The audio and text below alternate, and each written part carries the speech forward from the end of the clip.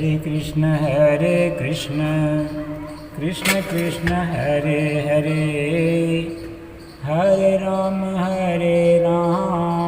राम राम हरे हरे। हरे कृष्ण कृष्ण कृष्ण हरे हरे, हरे राम राम हरे हरे। श्रीमद्भागवतम एकादश स्कंद अथैकविंशो अध्याय, 21वां अध्याय, गुण दोष व्यवस्था का स्वरूप और रहस्य इस अध्याय में वर्णन किया गया है।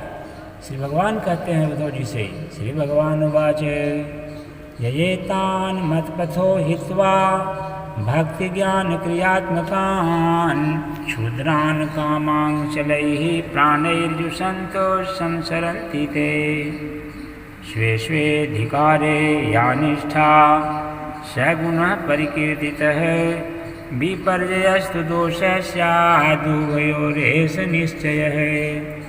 शुद्ध शुद्धि विधीयेत समानेष्वपि वस्तुषु द्रव्यस्य विचिकित्सार्थं गुणदोषौ शुभाशुभौ धर्मार्थ व्यवहारार्थं यात्रार्थमिति चानव दर्शितोऽयं मयाचारो धर्मोद्वतां दूरम्। श्री भगवान कहते हैं कि प्रिय उद्धव, मेरी प्राप्ति के 3 मार्ग हैं, भक्ति योग, ज्ञान योग और कर्म योग। जो इन्हें छोड़कर चंचल इंद्रियों के द्वारा क्षुद्र भोग भोगते रहते हैं, वे बार बार जन्म मृत्यु के चक्कर में भटकते रहते हैं। अपने अपने अधिकार के अनुसार धर्म में दृढ़ निश्चय और निष्ठा रखना ही गुण कहा गया है, और इसके विपरीत अनधिकार चेष्टा करना दोष है। तात्पर्य यह है कि गुण और दोष दोनों की व्यवस्था अधिकार के अनुसार की जाती है, किसी वस्तु के अनुसार नहीं। वस्तुओं के समान होने पर भी शुद्धि अशुद्धि, गुण दोष और शुभ अशुभ आदि जो विधान किया जाता है, उसका अभिप्राय यह है कि पदार्थ का ठीक ठीक निरीक्षण परीक्षण हो सके और उनमें संदेह उत्पन्न करके भी कि यह योग्य है, स्वाभाविक प्रवृत्ति को नियंत्रित संकुचित किया जा सके। इसके द्वारा धर्म संपादन न कर सके, समाज का व्यवहार ठीक ठीक चला सके और इसके अपने व्यक्तिगत जीवन के निर्वाह में भी सुविधा हो। इससे यह लाभ है कि मनुष्य अपनी वासना मूलक सहज प्रवृत्तियों के द्वारा इनके जाल में न फंस करके शास्त्रानुसार अपने जीवन को नियंत्रित और मन को वशीभूत कर लेता है। निष्पाप उद्धव, यह आचार मैंने ही मनुवादी का रूप धारण करके धर्म का भार ढोने वाले कर्मजनों के लिए उपदेश किया है। भूयम्ब नीलाकाशा भूतानां पंचधातवः आब्रह्मस्थावरादीनां शारीरात्मसंयुता वेदेन नाम रूपाणि विषमाणि समेष्वपि धातुषु कल्पान्ते तेषां स्वार्थ सिद्धये। पृथ्वी के जल वायु आकाश ये पंचभूत ही ब्रह्मा से लेकर पर्वत वृक्ष पर्यंत सभी प्राणियों के शरीरों के मूल कारण हैं। इस तरह वे सब शरीर की दृष्टि से तो समान ही हैं, सब आत्मा भी एक ही है।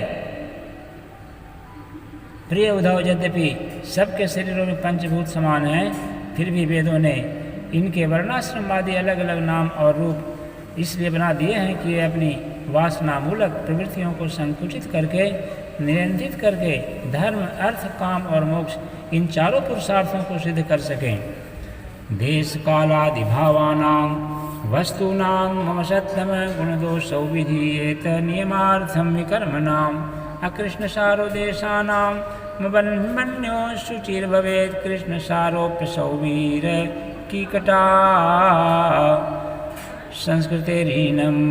साधु श्रेष्ठ, देश काल फल निमित्त अधिकारी और धान्य वस्तुओं के गुण दोषों का विधान मेरे द्वारा इसलिए किया गया है कि कर्मों में लोगों की उच्छृंखल प्रवृत्ति न हो, मर्यादा का भंग न होने पावे। देशों में वह देश अपवित्र है जिसमें कृष्ण सार मृग नहीं रहते हों और जिनके निवासी ब्राह्मण भक्त न हों। कृष्ण सार मृग के होने पर भी केवल उन प्रदेशों को छोड़कर जहाँ संत रहते हैं, कीकट देश अपवित्र ही है। कृष्ण सार मृग के होने पर भी केवल उन प्रदेशों को छोड़कर जहाँ संत पुरुष रहते हैं, कीकट देश अपवित्र है। संस्कार रहित और ऊसर आदि स्थान भी अपवित्र ही होते हैं। कर्मण्यो गुणवान कालो द्रव्यतः सुत एव वा यतो निवर्तते कर्म सदोषो अकर्म का स्मृत है। शुद्रव्य से शुद्ध शूद्री च द्रव्येन वचनेन च संस्कारेणाथ कालेन महतत्वाल्पयाथवा शक्त्या शक्त्याथवा बुद्ध्या समृद्धया च यदात्मने अगम कुर्वन्ति यथा देशावस्थानुसारत। समय भी वही पवित्र है, संस्कार रहित और ऊसर आदि स्थान अपवित्र ही होते हैं। समय भी वही पवित्र है जिसमें कर्म करने योग्य सामग्री मिल सके तथा कर्म भी हो सके। जिसमें कर्म करने की सामग्री न मिले आगंतुक दोषों से तथा स्वाभाविक दोष के कारण जिसमें कर्म ही न हो सके वह समय अशुद्ध है। पदार्थों की शुद्धि और अशुद्धि द्रव्य वचन संस्कार काल महत्व अथवा अल्पत्व से भी होती है। जैसे कोई पात्र जल से शुद्ध और मूत्रादि से शुद्ध हो जाता है, किसी वस्तु की शुद्धि अथवा अशुद्धि में शंका होने पर ब्राह्मणों के वचन से शुद्ध हो जाती है अन्यथा अशुद्ध रहती है। पुष्पादि जल छिड़कने से शुद्ध और सूंघने से शुद्ध हो जाते हैं। तत्काल पकाया हुआ अन्न शुद्ध और बासी अशुद्ध हो जाता है। बड़े सरोवर और नदी आदि का जल शुद्ध और छोटे गड्ढों का अशुद्ध हो जाता है। इस प्रकार क्रम से समझ लेना चाहिए।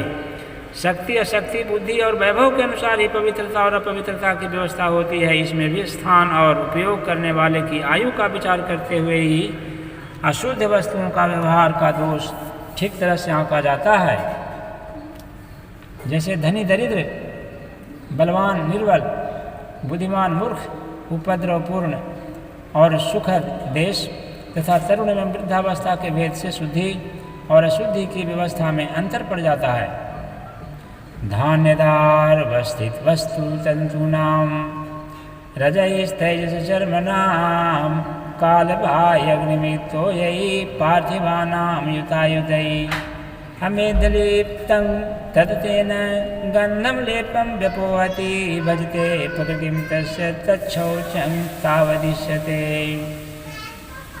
अनाज, लकड़ी, हाथी दांत आदि हड्डी, सूत, मधु, नमक, तेल, घी आदि रस, सोना, पारा आदि तेजस पदार्थ, चाम और घड़ा आदि मिट्टी के बने बर्तन समय पर अपने आप हवा लगने से, आग में जलाने से, मिट्टी लगाने से अथवा जल से धोने से शुद्ध हो जाते हैं। देश काल अथवा अवस्था के अनुसार कहीं जल, मिट्टी आदि शोधक सामग्री के संयोग से शुद्धि करनी पड़ती है तो कहीं कहीं एक से भी शुद्धि होती है। एक से भी शुद्धि होती है। यदि किसी वस्तु में कोई अशुद्ध पदार्थ लग गया हो तो छीलने से या मिट्टी आदि से मलने से उस पदार्थ की गंध और लेप न रहे और वह वस्तु अपने पूर्व रूप में आ जाए तब उसको शुद्ध समझना चाहिए।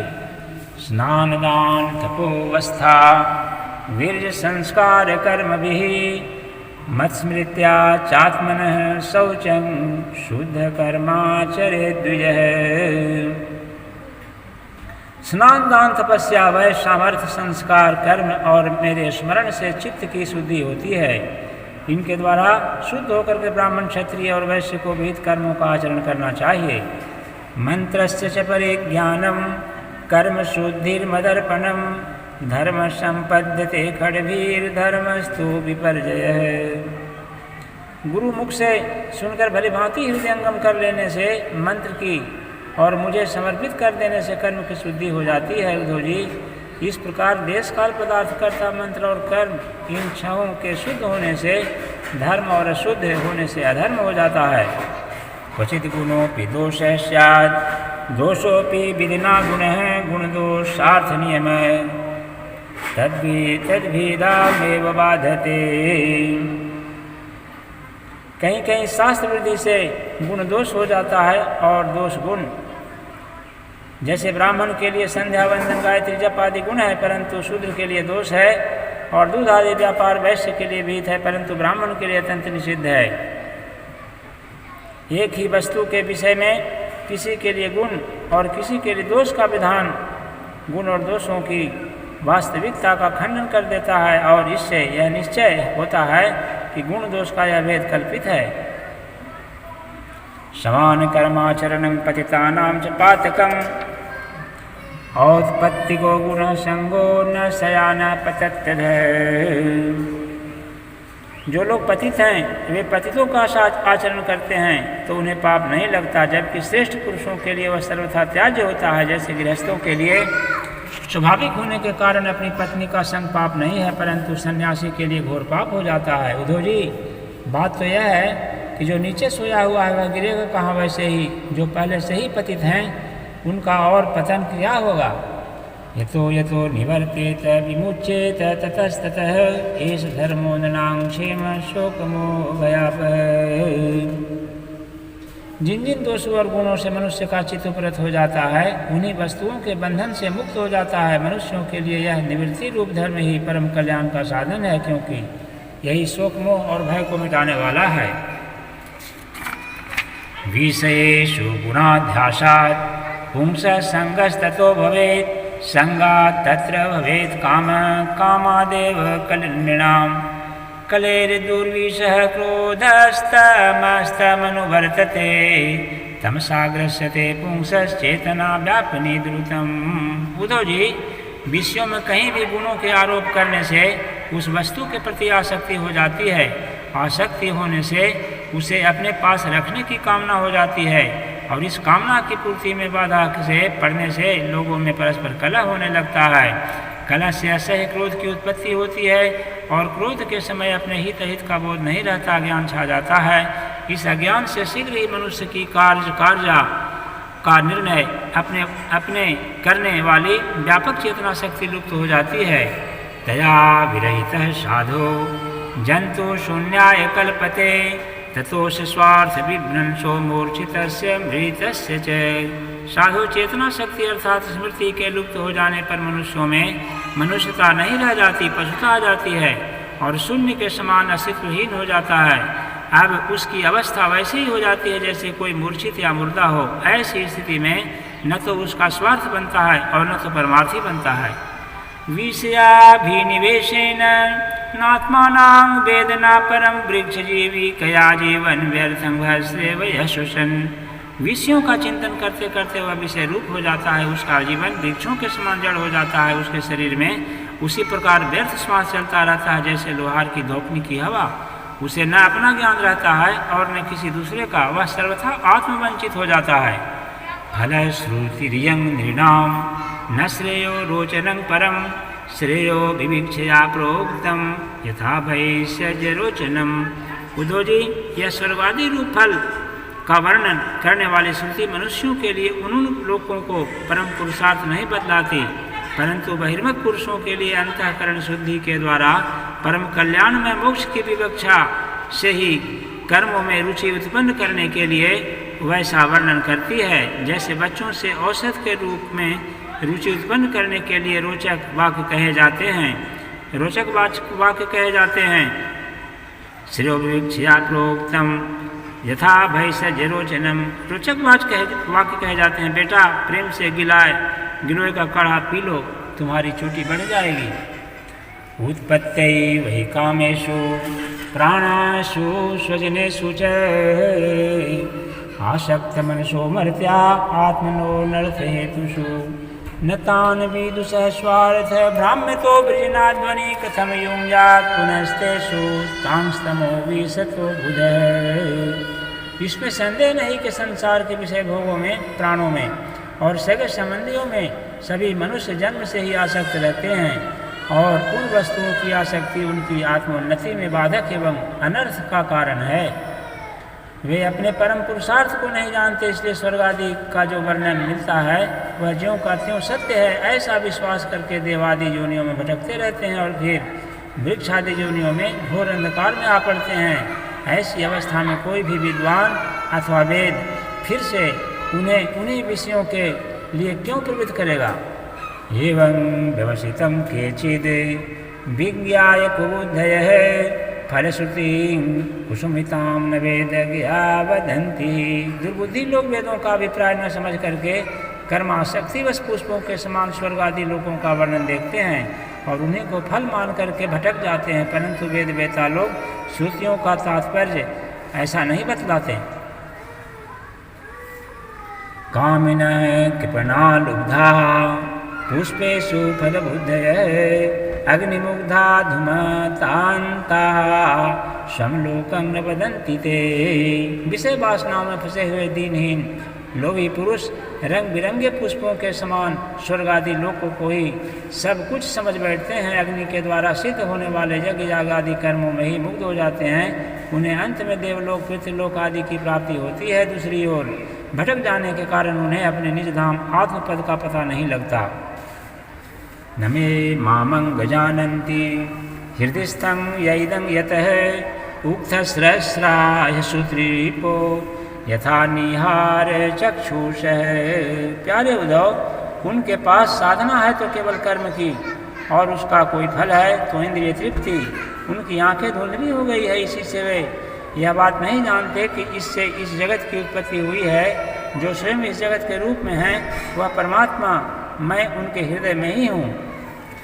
ते मे मतमभिज्ञाय परोक्षं विषयात्मकाः हिंसायां यदि रागः स्यात् यज्ञ एव न चोदनाः। यदि हिंसा और उसके फल मांस भक्षण में रागी हो, उसका त्याग न किया जा सकता हो तो यज्ञ में ही करे। यह परिसंख्या विधि है, स्वाभाविक प्रवृत्ति का संकोच है, संध्या वंदन आदि के समान अपूर्व विधि नहीं है। इस प्रकार मेरे परोक्ष अभिप्राय को न जानकर विषय लोलुप पुरुष हिंसा का खिलवाड़ खेलते हैं और दुष्टतावश अपनी इंद्रियों को तृप्ति के लिए वध किए हुए पशुओं के मांस से यज्ञ करके देवता पितर और भूतपतियों का यजन का ढोंग करते हैं।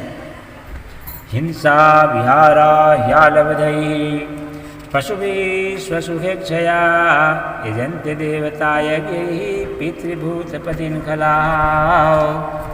स्वप्नोपममं लोकमसन्तं समनप्रियम् आशिषो यदि संकल्प्य त्यजन्त्यर्थान् यथा वणि। रजः सत्त्वतमो निष्ठा रजः सत्त्वतमो जुषः उपासत इंद्रमुख्यान् देवादीन् तथैव माम्। उद्धव जी, स्वर्ग आदि पर लोग स्वप्न के दृश्यों के समान है। वास्तव में वे असत ही हैं, केवल उनकी बातें सुनने में बहुत मीठी लगती है। सकाम पुरुष वहाँ के भोगों के लिए मन ही मन अनेकों प्रकार के संकल्प कर लेते हैं और फिर व्यापारी अधिक लाभ की आशा से मूलधन भी खो बैठता है। वैसे ही सकाम यज्ञों के द्वारा अपने धन का नाश कर देते हैं। वे स्वयं रजोगुण तमोगुण सतोगुण में स्थित रहते हैं और रजोगुण रूपी सतोगुण रूपी अथवा तमोगुण रूपी इंद्रादि देवताओं की उपासना करते हैं।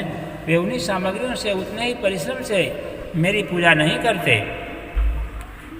इष्ट्वेव देवता यज्ञैर् गत्वा रंक्षामहे दिवि तस्यान्तये भूयास्म महाशाला महाकुलाः।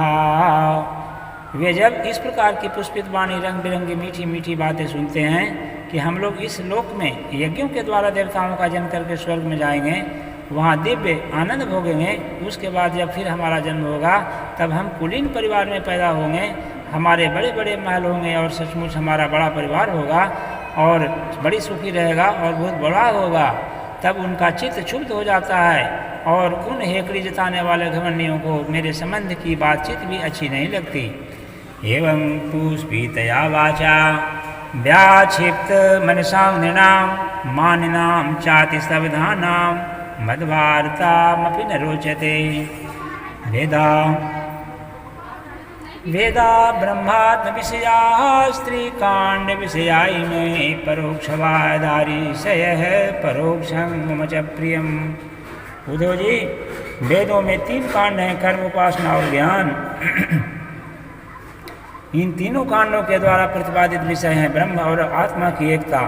सभी मंत्र और मंत्र दृष्टा ऋषि इस विषय को खोलकर नहीं गुप्त भाव से बतलाते हैं और मुझे भी इस बात को गुप्त रूप से ही कहना ही अभिष्ट है। शब्द ब्रह्म सुदुर्बोधम प्राणेन्द्रिय मनोमयम अनंत पारं गंभीरं दुर्विगाह्यं समुद्रवत् मयोपबृंहितं गुणा ब्रह्मणानंत शक्तिना भूतेषु घोषरूपेण विशेषो नैव लक्ष्यते।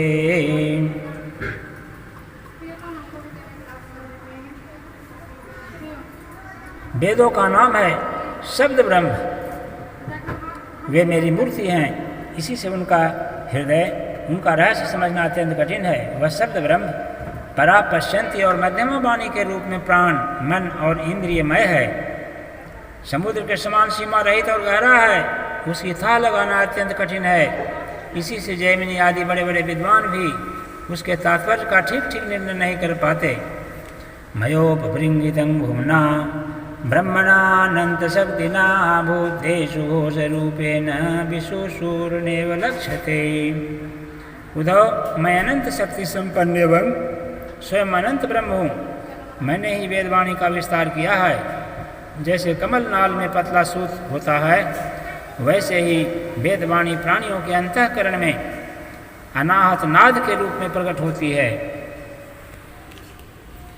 यथोर्ननाभिर्हृदयादुर्नामोद्वमते मुखात् आकाशाद् घोषवान् प्राणो मनसा स्पर्शरूपिणा छन्दोमयोऽमृतमयः सहस्रपदवीं प्रभुः ओङ्कारादव्यञ्जितस्तर्श सरोष्मान्तस्थभूषिताम्। भगवान हिरण्यगर्भ स्वयं वेद मूर्ति एवं अमृतमय हैं। उनकी उपाधि है प्राण और स्वयं अनाहत शब्द के द्वारा ही उनके व्यक्ति हुई है। जैसे मकड़ी अपने हृदय से मुख द्वारा जाली उगलती और फिर निगल देती है, वैसे ही स्पर्श आदि वर्णों का संकल्प करने वाले मन रूप निमित्त कारण के द्वारा हृदय आकाश से अनंत अपार अनेकों मार्गों वाली वैखरी रूप वेदवाणी को स्वयं ही प्रकट करते हैं और फिर उसे अपने में लीन कर लेते हैं। यह वाणी हृदगत सूक्ष्म ओंकार के द्वारा अभिव्यक्त स्पर्श विचित्रा भाषा विततां छन्दोभिश्चतुरुत्तरैः अनन्तपारां बृहति सृजन्ता क्षिपते स्वयं। स्पर्श क से म तक 25 अक्षर और स्वर आ से औ तक 9 अक्षर और उष्म श ख शह और अंतस्थ यर लवा इन वर्णों से विभूषित हैं। उसमें ऐसे छंद हैं जिनमें उत्तरोत्तर 4-4 वर्ण बढ़ जाते हैं और उनके द्वारा विचित्र भाषा के रूप में वह विस्तृत हुई हैं। गायत्री उष्णी घनुष्टोप च बृहति पंक्तिरेव च त्रिष्टुप जगत्यतिश्छन्दो यत्यष्ट यति जगद विराट।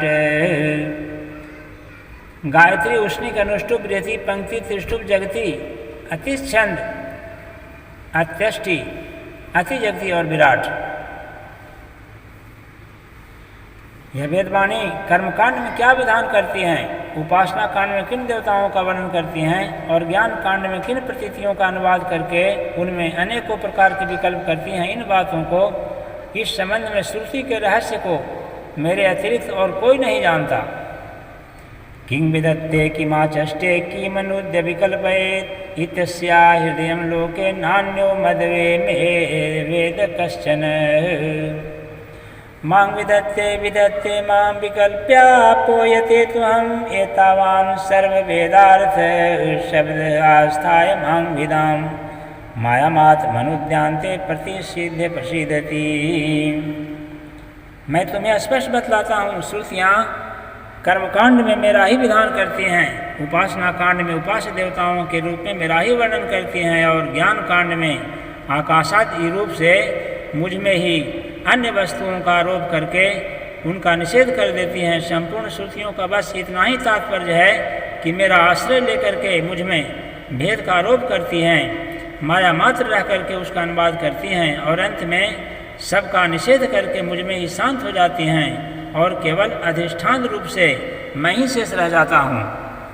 इति श्री स्कंद पुराण इति श्रीमद्भागवते महापुराणे पारमहंस्यां संहितायां एकादश स्कंधे 21 हरे कृष्ण कृष्ण कृष्ण हरे हरे हरे राम राम राम हरे हरे। हरे कृष्ण कृष्ण कृष्ण हरे हरे हरे राम राम राम हरे